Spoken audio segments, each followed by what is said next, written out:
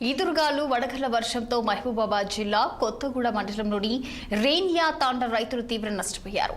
ఇక 200 ఎకరాల మొక్కజొన్న చేతికి వచ్చిన పంట నేలమట్టం కావడం అన్నదాతలు కన్నీరు మున్నీరవుతున్నారు.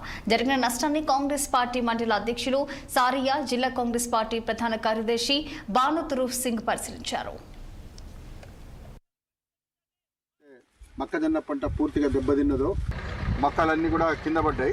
దాని అంతటి కూడా మన మంత్రి గారు సీతక్క గారు మీరందరూ విజిట్ చేసి వ్యవసాయ అధికారులకి నివేదిక ద్వారా పంపమని చెప్తే మీరు కూడా పోయి చూసినామంటే మేము కూడా అన్ని తిరుగుతున్నాము. అన్ని గ్రామాలల్లో ఎక్కడెక్కడైతే మొక్కజొన్న పంట కింద పడిపోయిందో, రైతుకి ఎంత నష్టం జరిగిందో అది అంచనా వేసి చాలా నష్టం జరిగిందో నిన్న వచ్చిన గాలి దుమారానికి అదంతా కూడా వ్యవసాయ శాఖ అధికారుల ద్వారా నివేదిక తయారు చేసి నివేదిక అందజేయమని చెప్పేసి మంత్రి గారు ఆదేశించడం జరిగింది. దాంట్లో భాగంగా ఇవాళ మండలంలో ఏ గ్రామాల్లో అయితే మొక్కజొన్న పంట పూర్తిగా దెబ్బతిన్నదో, మొక్కలన్నీ కూడా కింద పడ్డాయి. దాని అంతటి కూడా మన మంత్రి గారు సీతక్క గారు మీరందరూ విజిట్ చేసి వ్యవసాయ అధికారులకి నివేదిక